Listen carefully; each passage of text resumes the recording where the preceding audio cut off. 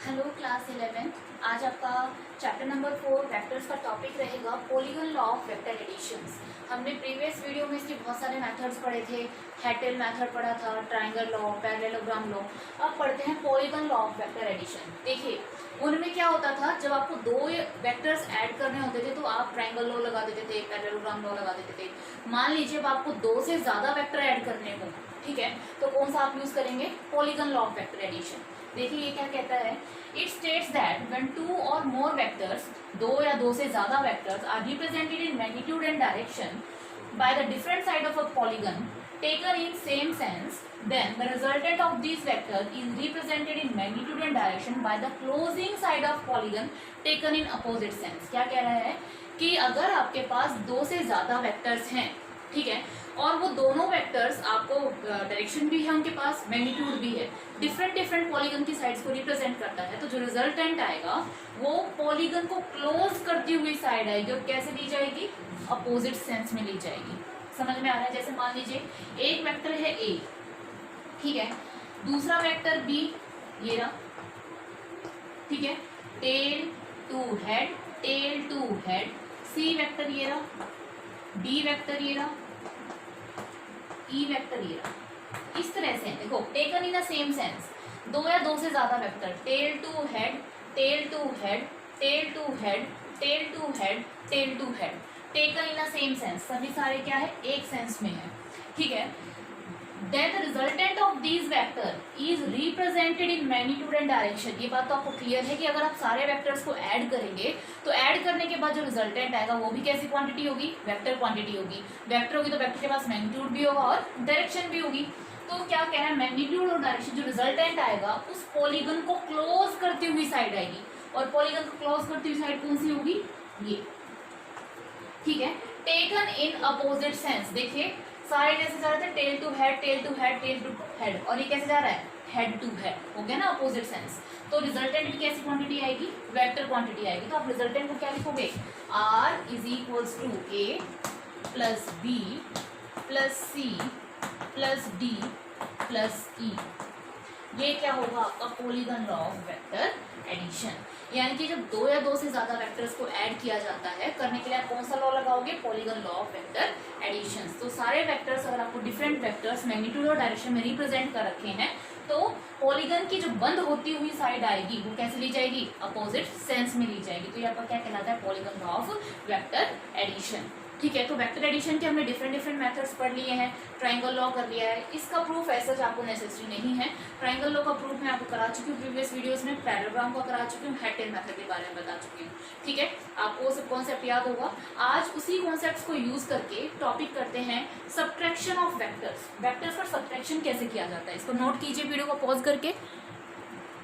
Okay students, अब पढ़ते हैं हम सब्ट्रैक्शन ऑफ वेक्टर। देखिए सब्ट्रैक्शन ऑफ वेक्टर से क्या समझते हैं?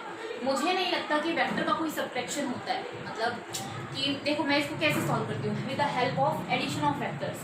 आपने एडिशन ऑफ वेक्टर में क्या देखा था कि अगर आपको दो वेक्टर्स दिए हुए हैं तो आप उसको ऐसे लिखते थे, A plus B is equals to R, है ना। मान लीजिए दो वेक्टर हैं, एक वेक्टर है ए और दूसरा वेक्टर है बी। ये आपको पता है दो वेक्टर के बीच का एंगल कैसे मेजर किया जाता है? टेल टू टेल या फिर हेड टू हेड। और पैरेललोग्राम लॉ में अगर दो वेक्टर को आपको ऐड करना होता है तो आप हमेशा कैसे मिलाते हो? टेल टू टेल मिलाते हो, और ये करके आपका यहाँ से इनके बीच और बीच से जो डायगोनल आएगा उसका रिजल्टेंट आ जाएगा। यही तो करते हो, ठीक है। तो मैं कह रही हूँ कि दो वेक्टर्स के बीच का जो एंगल है वो कितना है? थीटा। तो आपको क्या निकालना है? ए प्लस बी।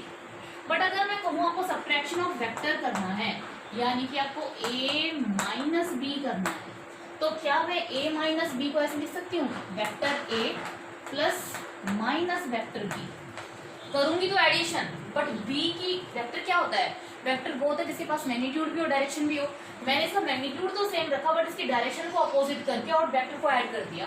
क्या मतलब है? जैसे ये वेक्टर है, a का तो a है, b का क्या हो गया है? माइनस बी हो गया है, तो b का माइनस बी, तो ये ऊपर है तो माइनस बी कहाँ बनेगा? नीचे, इस साइड आएगा, ठीक है, माइनस बी। अब देखिए एक वेक्टर हो गया आपके पास ये, दूसरा वेक्टर हो गया आपके पास ये। जो अगर मैं इसका पैरेललोग्राम अब कंप्लीट करूं ये मैंने लो पैरेललोग्राम कंप्लीट कर दिया। पैरेललोग्राम के अपोजिट साइड्स क्या होती हैं? इक्वल। अगर ये ए है तो ये भी क्या आएगी? ए। ये अगर बी है तो ये भी क्या आएगी आपकी? माइनस में। अच्छा, दो वेक्टर्स के बीच का एंगल क्या है? थीटा। तो मैं लिखूं theta is the angle between A and B. A और बी के बीच का एंगल कितना है? थीटा। पूरा एंगल कितना होता है? लीनियर 180। अगर ये थीटा तो ये कितना बचा आपके पास? 180 माइनस थीटा। इतनी बात क्लियर है कि दो वेक्टर्स के बीच का एंगल क्या है? थीटा। ए और बी के बीच का एंगल है थीटा।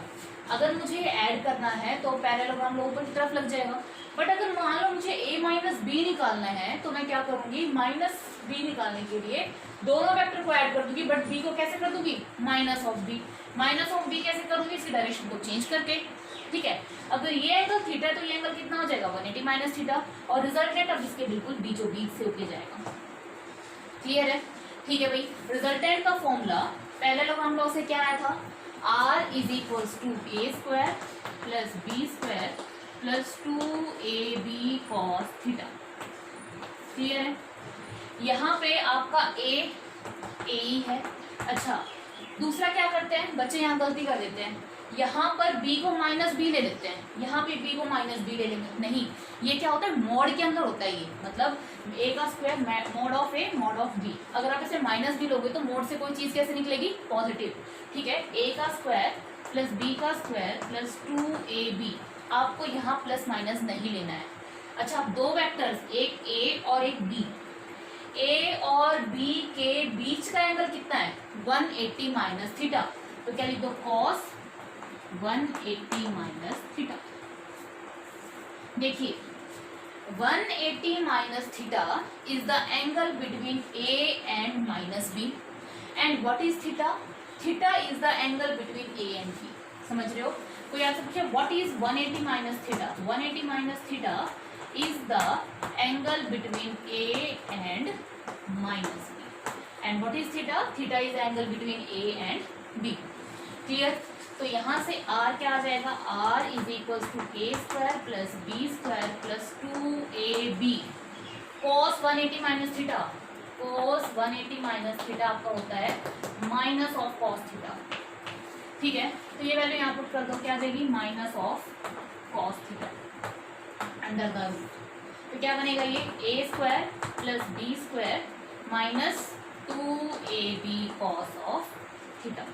तो ये आ गया आपका रिजल्टेंट। इस तरीके से आप किसी भी दो वेक्टर्स को क्या कर सकते हो? सब्ट्रैक्ट कर सकते हो।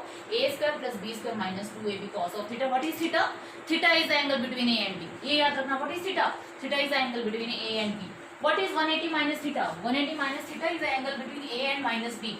इसी की वजह से देखो यहाँ माइनस साइन आ गया है, तो आपको दोबारा 180 माइनस थीटा प्लस थीटा करने की जरूरत नहीं है। बस इतना याद रखना। What is theta? Theta is the angle between A and B. तो समझ में आया सब्ट्रैक्शन ऑफ वेक्टर्स कैसे किया हमने? सब्ट्रैक्शन ऑफ वेक्टर मैंने किया with the help of addition of vector. और यहाँ कौन सा फॉर्मूला अप्लाई किया? पैरेललोग्राम लॉ के फॉर्मूले से थीटा को 180 माइनस थीटा करके इसको सॉल्व कर दिया। ठीक है, समझ में आया? इसको आप नोट कर लीजिए, इस पर कुछ न्यूमेरिकल्स करते हैं। ओके स्टूडेंट्स, इस क्वेश्चन को देखिए। A car turns at 5 metre पर सेकेंड ईस्ट। ये वाली direction east, west, north, south. तो यहाँ जाता है आपका 5 मीटर पर सेकेंड से ईस्ट की तरफ। क्लियर है? यहाँ इसकी वेलोसिटी है v1। टेक से शार्प टर्न लेता है टू नॉर्थ की तरफ चला जाता है। ठीक है, नॉर्थ की तरफ चला गया। कितने से? 5 मीटर पर सेकेंड इन नॉर्थ। ये आपकी नॉर्थ है और ये आपकी v2 स्पीड है। ठीक है, अब आपको पता है अगर आप पैरेललोग्राम लॉ लगाते हो तो हमेशा parallelogram tail to tail apply होता है। तो क्या मैं इसको पैरेलली शिफ्ट कर सकती हूँ? यहाँ से लेके इसको पैरेलली शिफ्ट कर लो। जब आप इसको पैरेलली शिफ्ट करोगे तो क्या होगा? ये आपका 5 मीटर पर सेकेंड ईस्ट। ठीक है, इसमें तो अभी आपने कोई चीज नहीं किया, सिर्फ इसको क्या किया? पैरेललोग्राम में इसको लगाने के लिए आपने पैरेलल शिफ्ट का यूज किया और आपकी ये डायरेक्शन आ गई 5 मीटर पर सेकेंड ईस्ट, सॉरी नॉर्थ। ये आपकी v2 और ये आपकी v1। ठीक है, आपको निकालना क्या है? Find the change in velocity of car. Change in velocity change in velocity equals to v2 minus v1, ये निकालना है। अब देखो यहाँ पर वेक्टर्स का क्या हो रहा है, सब्ट्रैक्शन हो रहा है। वेक्टर्स का सब्ट्रैक्शन हो रहा है तो आपको क्या यूज करना पड़ेगा, अभी जो हमने टॉपिक किया था सब्ट्रैक्शन ऑफ वेक्टर का यूज करना पड़ेगा। देखो v2 को तो v2 रखो, आपको v1 को क्या करना है, माइनस करना है। तो v1 की डायरेक्शन को क्या कर दो, इधर ले आओ, ये v1, ठीक है। तो रिजल्टेंट का फॉर्मूला क्या आएगा, r is equal to A square plus B square plus 2ab cos of theta, sorry minus 2ab cos of theta. ये रिजल्टेंट का फॉर्मूला है जब वेक्टर्स का सब्ट्रैक्शन करते हो। What is theta, theta is angle between A and B. Vector A और vector B के बीच में कितना एंगल है, 90। ये एंगल भी कितना होगा, 90, ठीक है। a का स्क्वायर b1 का स्क्वायर प्लस b2 का square minus 2b1 b2 cos 90, और cos 90 कितना होता है, 0। तो ये क्या हो गया, खत्म।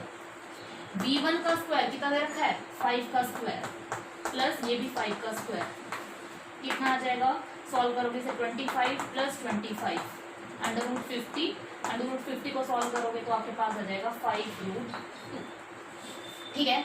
तो ये रिजल्टेंट आया आपके पास। रिजल्टेंट की मैं आपको पहले बता चुकी हूँ, दो वैल्यू आएंगी, प्लस और माइनस। आपको कौन सी कंसिडर करनी है, always you have to consider a positive value, negative value को आपको कंसिडर नहीं करना, ठीक है।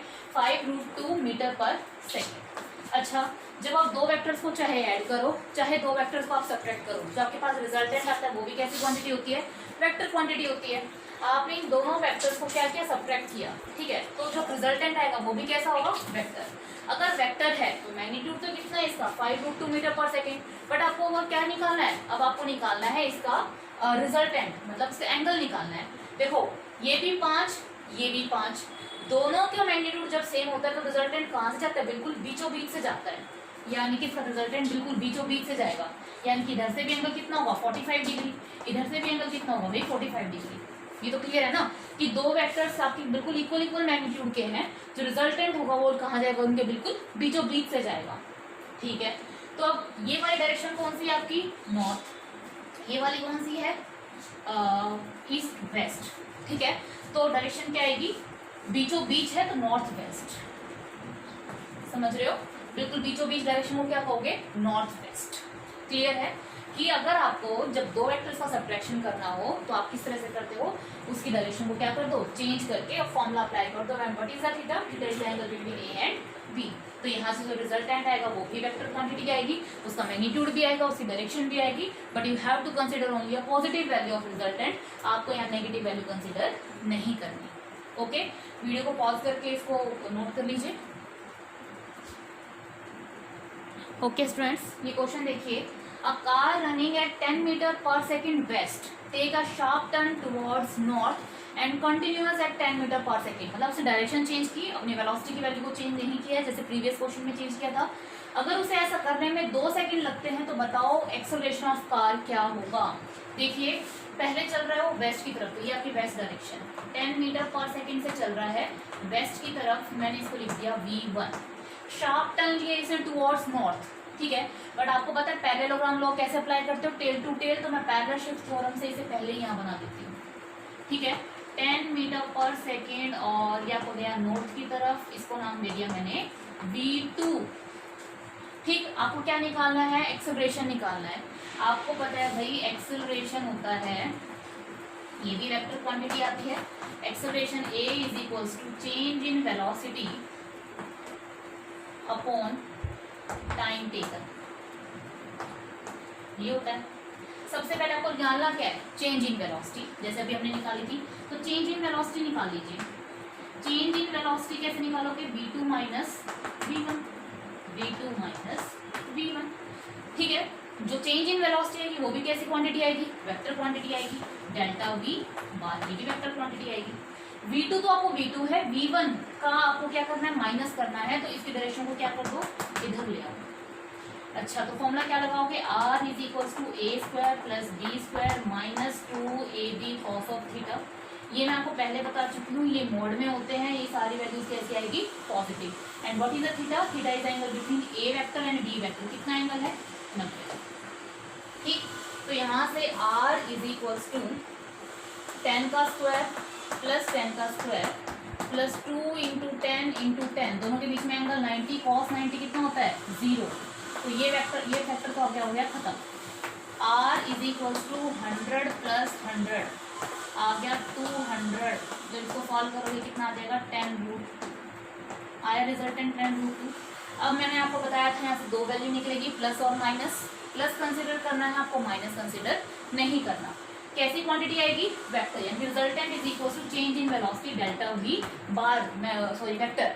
अब इसका आपको क्या बताना है, मैग्नीट्यूड तो आ गया 10√2, ठीक है 10√2 मीटर पर सेकेंड। व्हाट अबाउट डायरेक्शन, अच्छा इसके डायरेक्शन क्या है नॉर्थ, इसकी डायरेक्शन क्या हुई ईस्ट। रिजल्टेंट दोनों, अच्छा दोनों की डायरेक्शन क्या है, दोनों का मैग्नीट्यूड क्या है सेम, ये भी 10 ये भी 10।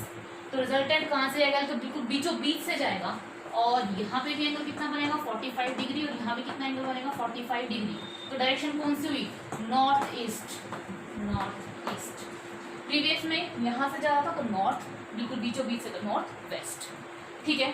तो आपके पास डेल्टा वी की वैल्यू आ गई। अब आपको निकालना क्या है एक्सेलरेशन, चेंज इन वेलोसिटी कितना है 10√2 north east upon time taken 2 seconds.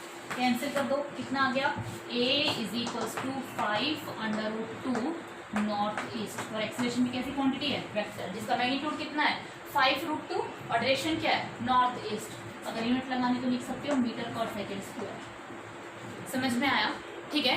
तो क्या करते हैं, जब आप दो चीज़ का अगर आपको वेक्टर सब्ट्रैक्ट करना है तो विद द हेल्प ऑफ इस फॉर्मूले से आप निकाल सकते हो। याद रखना, बस बार बार एक ही बात कह रही हूँ, याद रखना theta is angle between A and B. Resultant भी कैसी क्वांटिटी आएगी वेक्टर। पॉजिटिव वैल्यू कंसिडर करनी है, नेगेटिव वैल्यू कंसिडर नहीं करनी। और रिजल्टेंट अगर दोनों का बिल्कुल सेम होता है तो रिजल्टेंट बिल्कुल बीचों बीच से होके जाता है। ओके स्टूडेंट्स, अगर आपको इस वीडियो में कोई भी डाउट है तो मुझसे आप कमेंट बॉक्स में पूछ